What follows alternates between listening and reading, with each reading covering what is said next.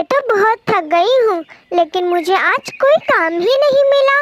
न जाने मेरा क्या होगा अब। से सोचते वह चिड़िया अनाज ढूंढने के लिए निकल पड़ती है। रास्ते में उसे किसी की रोने की आवाज़ सुनाई देती है। अरे, ये रोने की आवाज़ कहाँ से आ रही है?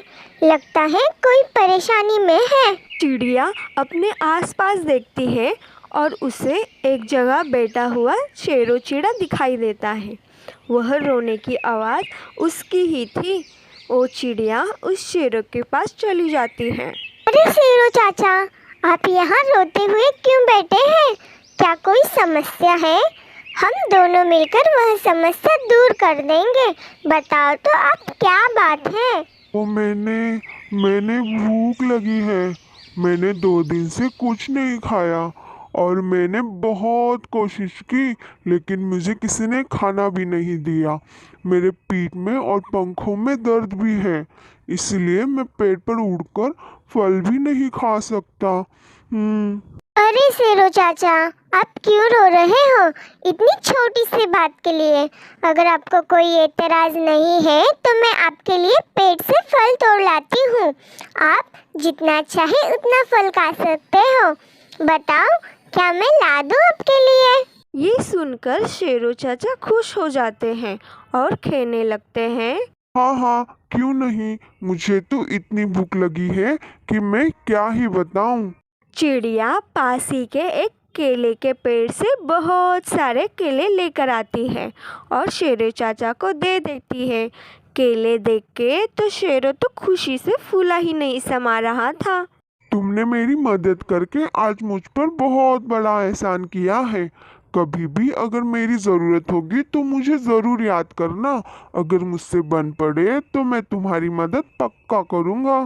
शेरो चाचा, मैं बहुत दिनों से अपने लिए काम की तलाश कर रही हूँ, लेकिन मुझे काम ही नहीं मिलता।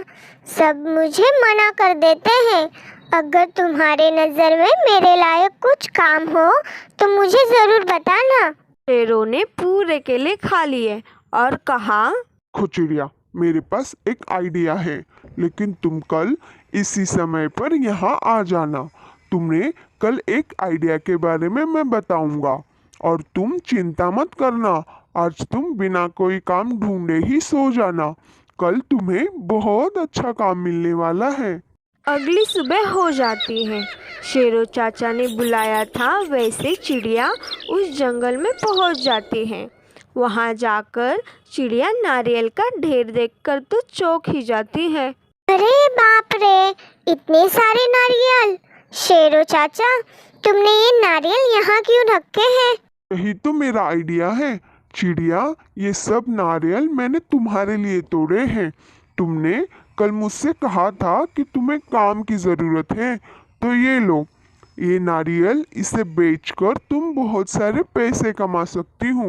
ये सब तो ठीक है, लेकिन आप हर रोज इतने सारे नारियल कैसे तोड़ पाओगे?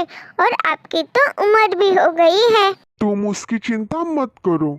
असल में नारियल तोड़ना और बेचना ये मेरा काम ही था, लेकिन बढ़ती उम्र के कारण मैंने नारियल बेचना छोड़ दिया।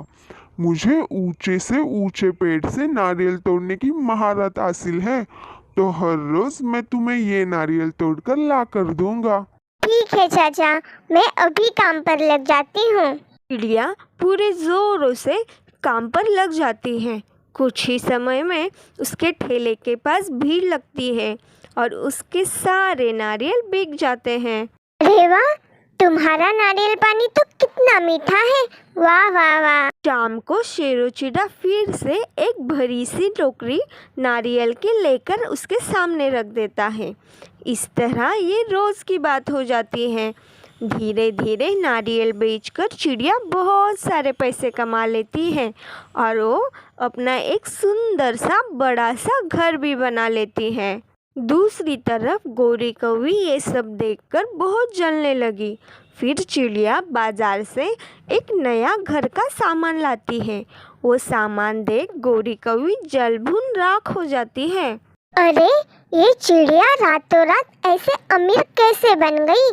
क्या इसे कोई खजाना मिल गया है? मुझसे तो इसकी तरक्की देखी ही नहीं जा रही। मैं इसे बर्बाद कर रखूंगी। सुबह से शाम हो जाती है। गौरी कौवी अभी सोच ही रही थी कि उसे क्या करना है। मैंने सोच लिया, उस चिड़िया को बर्बाद करूंगी, लेकिन करूंगी तो कैसे करूं? कुछ सूझ ही नहीं रहा मुझे। हाँ, एक काम करती हूँ, मैंने उसके नारियल पानी में बेहोशी की दवा मिला देती हूँ।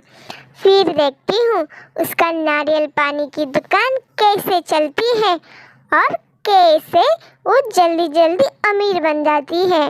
रात होते ही गौरी कौवी चिड़िया के घर के पास चली जाती है और वहाँ रखे सभी नारियल पानी में बेहोशी की दवाई मिला देती है।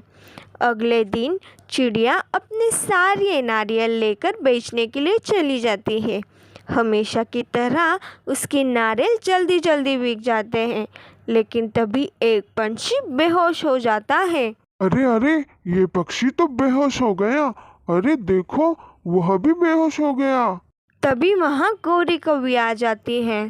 सुनो पंछियों, ये चिड़िया बहुत बुरी है, इसके नारियल पानी अच्छे नहीं होते। न जाने ये क्या मिलाती है अपने नारियल पानी में, जिससे बहुत से लोग बीमार पड़ गए हैं। गौरी की बात सुनकर सभी पंछी गुस्सा हो जाते हैं और चिड़िया की पिटाई करने लगते हैं। नहीं, मुझे छोड़ दो, मैंने कुछ नहीं किया, ये गौरी कौवी झूठ बोल रही है। वह पंछी चिड़िया की एक भी बात नहीं सुनते और चिड़िया को मारने लगते हैं और उसके बाद वो सभी मिलकर चिड़िया का घर भी तोड़ देते हैं। इस तरह वो चिड़िया बेघर होकर भटकने लगती है।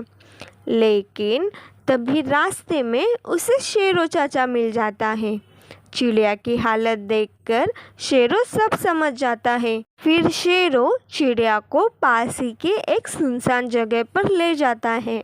वहाँ दो बड़े से नारियल के घर बने हुए थे।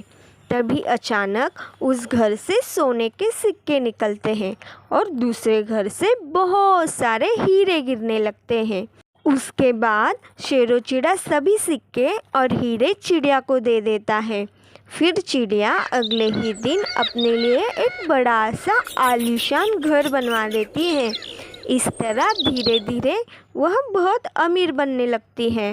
अरे, इसको तो मैंने बर्बाद कर दिया था, लेकिन फिर भी ये फिर से अमीर बन गई। आखिर ये कैसे हो गया? लगता है इसका पीछा मुझे करना ही पड़ेगा।